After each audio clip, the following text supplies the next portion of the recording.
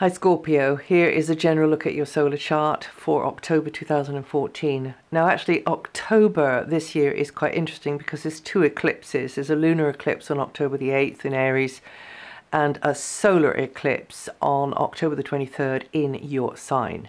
And by the way, you guys over across the pond in North America can actually see this eclipse, this solar eclipse. Eclipses are very useful because they can trigger a fresh start, help us make an improvement or move to the next level or move on into more, well, or less of something that's going on. It can allow us to change things. It's a little bit like pushing your foot down on the clutch pedal to open up the gears and then to choose the gear. And of course that depends on your speed. Or you're just making a turning off the main drag that you're used to, that you commute on, and you decide to take the more scenic route for a change and just see what's up that little sort of side road, which of course over here in the UK there are just so many different ways of getting to places. You don't always just have to take the same roads. There's very, very, very ancient roads that were first made by, goats and horses and carts and carriages, which are now tarmacked, and you can go down those. But that's me kind of going off on a tangent again. So anyway, this lunar eclipse that's happening in Aries is happening in your house of being of service, of being busy, of helping and working and looking at maybe or being aware of health issues for yourself or for others. It's a very service-orientated area. However, it's part of the sequence of eclipses that have been on the IU axis in the sun sign chart. That's the horizontal axis, I and U. Hand, elbow, and there's been an awful lot about important relationships and learning about ourselves and how we relate, and actually there's been some maybe difficult moments coming to us over 2014, particularly those of us with Scorpio, with Saturn and Scorpio. But also those of us who've been tangling with the cardinal sign energy, which is hosting this aspect, long-term aspect of Uranus and Pluto, which is kind of a world changer. It's what's been going on behind the scenes and manifesting as the tensions and upheavals and revolutions and power struggles and very harsh treatment as an old time and an old tradition is sort of flailing around and dying, basically, and the new is coming in, but it's a long haul. And this series of eclipses has been on that IU axis, that sort of push me, pull you, seesawing axis about relationship, but also on the other axis, which is to do with your sign, which is in the 2nd and 8th houses. That's deeper relationship, that's deeper intimacy issues. Is this relationship really doing it for me? Whether that's in a romantic sort of sense or whether it is in a business way or another kind of family way or whatever it is. Many have had to really confront themselves and declutter, get rid of the heaviness of the past. So the lunar eclipse in Aries this month can be helpful.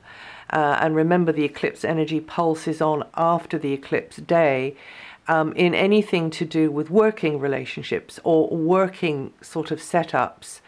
It puts the ball in your court to be honest with yourself about what you want there, and also, of course, about your own approach and your own behavior and your own expectations there. So the more you understand and do your own thing, and of course you do have to understand what your own thing is and your own style is related to working setup, or indeed it can be with service providers like medical people, or because this area is also about health matters, or training, or exercise, that kind of thing.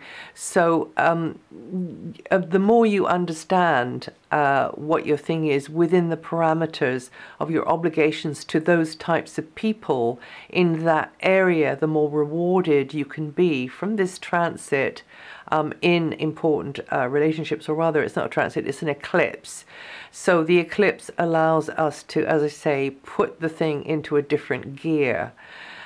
So use what you've learned from the experiences, well, over the rest of the year, the earlier part of the year, in your approach to relationships. And you should be approaching things in a fresher kind of a way, in a very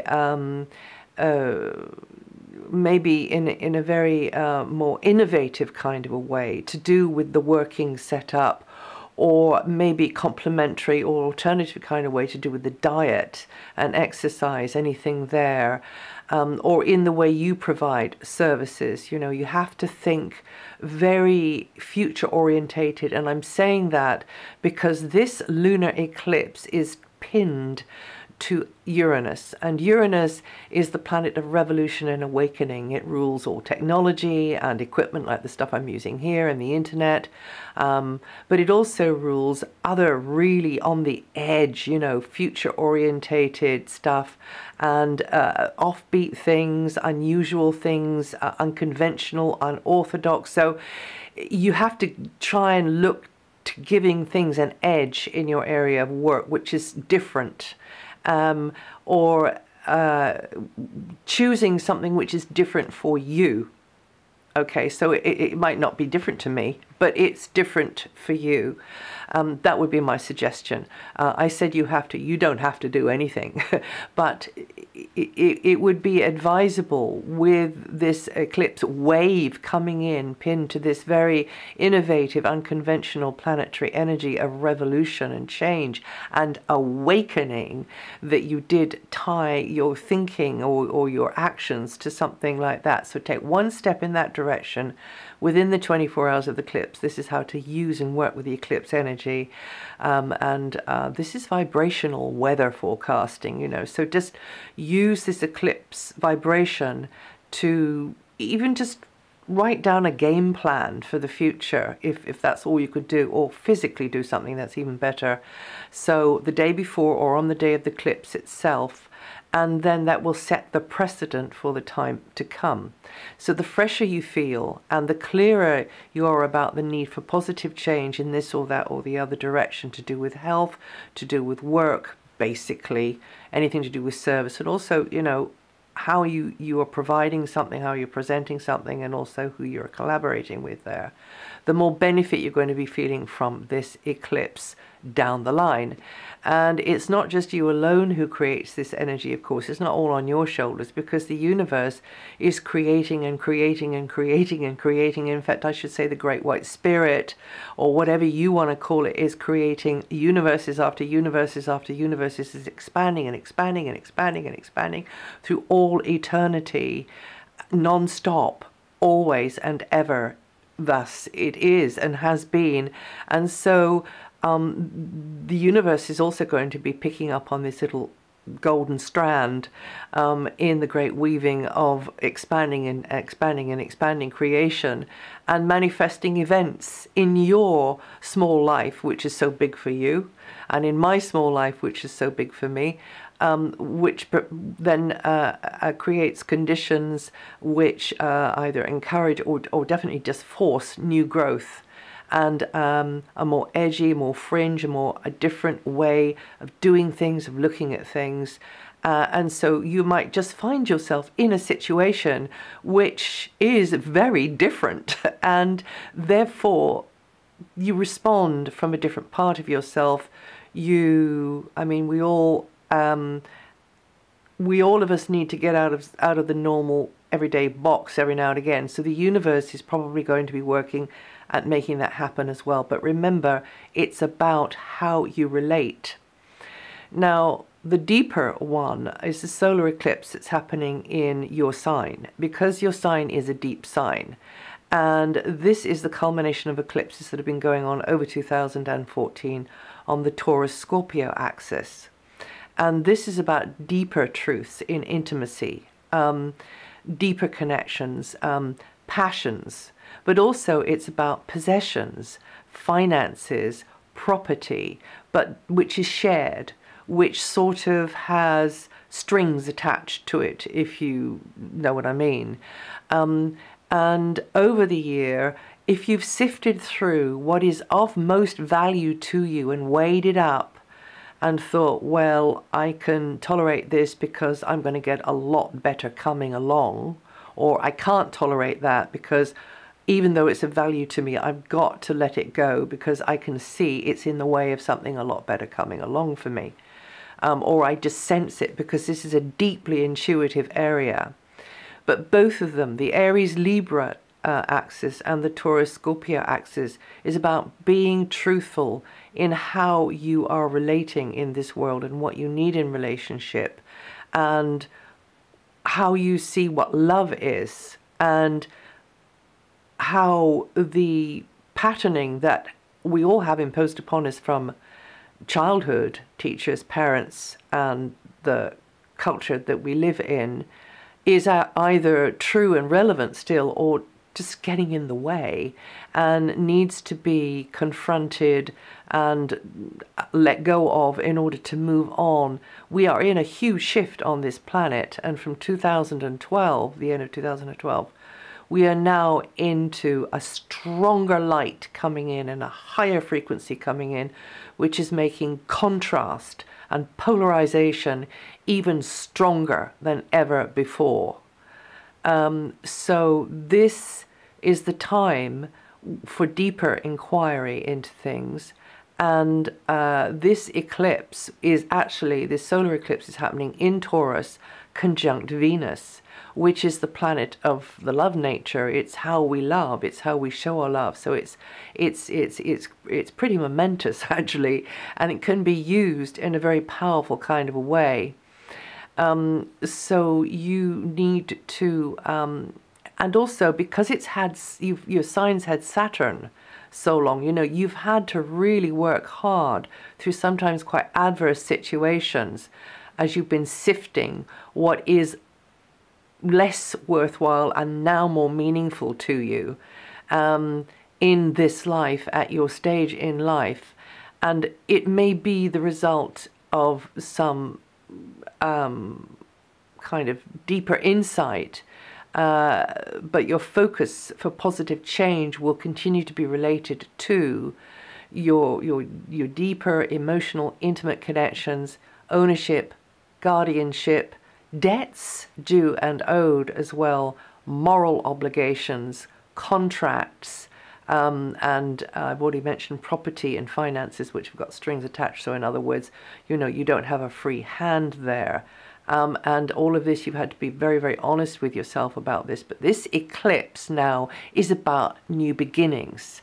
So just previous to this eclipse, maybe on the last eclipse or maybe on the recent new moon, there have been things which have been shifting and changing and moving forwards. On the last new moon was at the back end of September, by the way.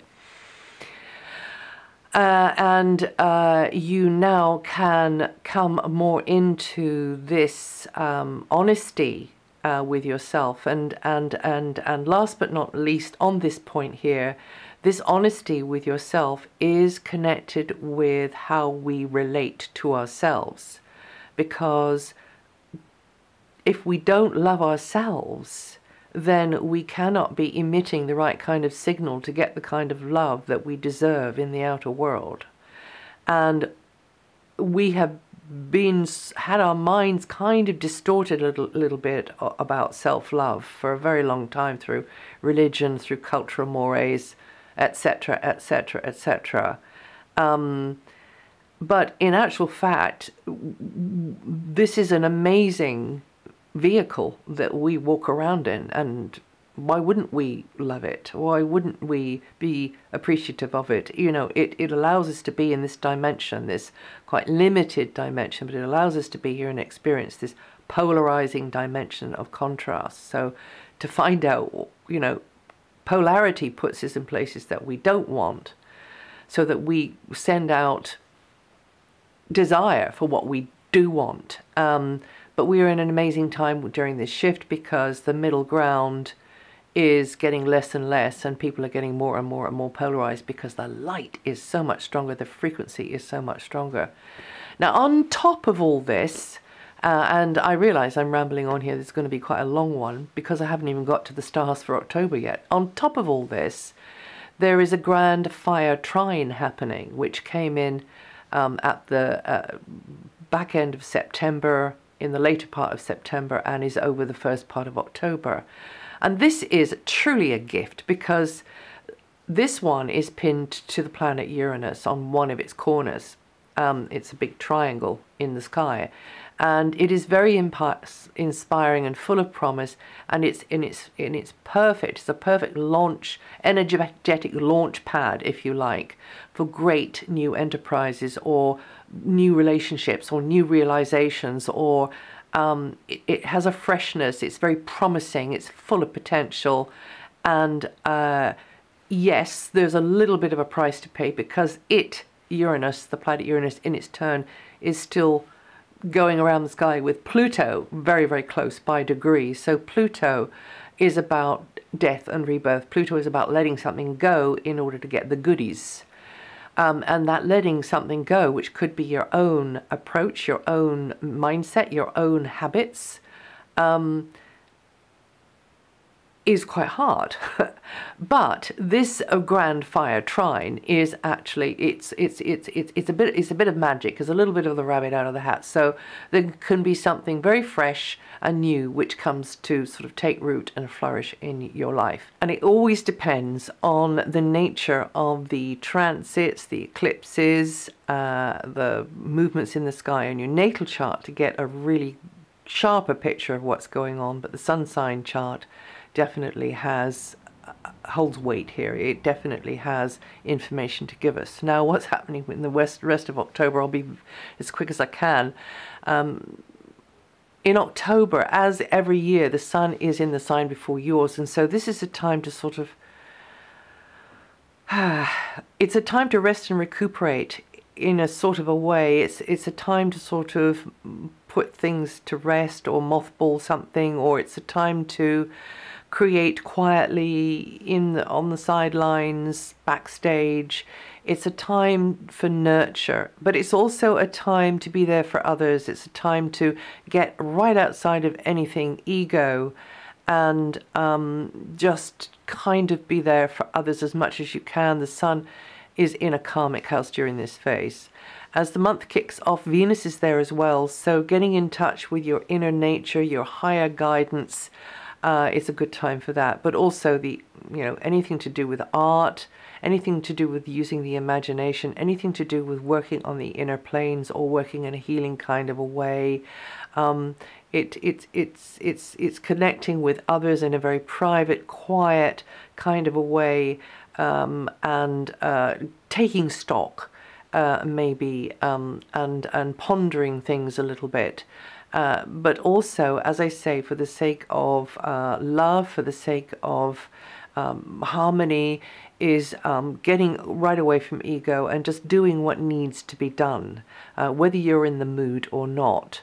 But Venus in the 12th house area, which is the sign before yours, Libra, is also an area where you can be feeling uncertain about finances, or feeling uncertain about property, or feeling uncertain about possessions, or feeling uncertain about a love relationship. It might not even be a relationship yet.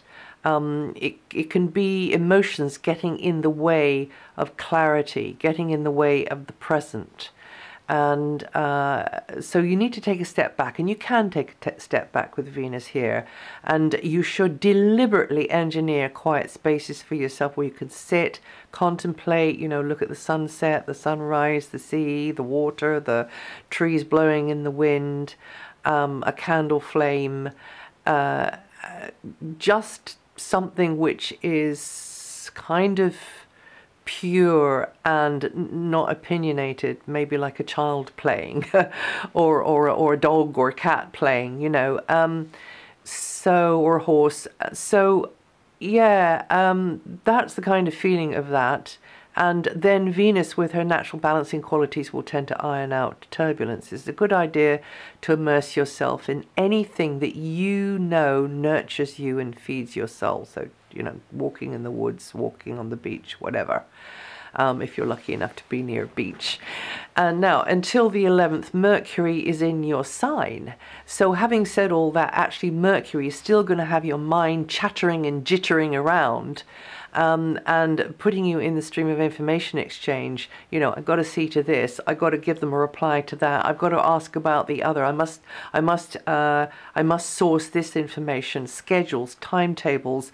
All of this will be skittering and flittering around in your mind. But then on the 11th, Mercury goes retrograde and goes backwards into Libra, this quiet, more serene, nurturing area I've just been talking about. So then you're going to have the Sun, Venus and Mercury all in this background area. Mercury going backwards, of course, means that you may be feeling a bit uncertain about something that you haven't heard about. It's up in the air. Where is it? Because that's what Mercury does when it goes retrograde. You know, is it going to turn up in time? Did they get it? Or it might mean that you've got to alter a schedule or a timetable. Mercury is only retrograde until the 25th, though. So from the 25th, Mercury then shoots forward again and things start to come together in a more sort of predictable kind of a way. But you might have to redo something, you might have to go over something, and you might be feeling like, okay, just trust that it's all going to come together. And actually, probably that's the best thing to do, is just see it, feel it, taste it, smell it, know it is there, and it's there at the time that you want it, and trust. But this is the place of polarity, and we learn through being in a space that we don't want to be in. We only learn that way the space that we do want to be in. And then from the 23rd, it's a powerful time because the Sun comes into your sign. Hey presto, the Sun comes into your sign, Venus comes into your sign, and not very long afterwards, Mercury will also come into your sign again. So it will be a powerful time, and it's a time that things will just kind of open up to allow for you to do more of your own thing. You're feeling clearer, the way should be clearer, you can be more self-centered, you can start doing the stuff you want to do more, and be more supportive of you, not just for others but for you, physically, mentally, spiritually, and give more time and energy to your aims, your ambitions, anybody or anything which is close to your heart. Now until the 26th, Mars is demanding you put more effort and decisiveness into getting organized in a very practical, materialistic, financial kind of a way. So the piggy bank, possessions, any bit of territory which is under your guardianship, your protection, maybe you've got to maintain something, you've got to repair something, or maybe it's about health, your own or somebody else's. And Mars can be demanding and impulsive in this area, which is about finances, so you can be a little bit impulsive or too spontaneous with putting your hand in your pocket maybe, but you've just got to work through what needs to be done in a material sense. And there could be cross swords with somebody if Mars is running out of control about the material, financial, property side of life.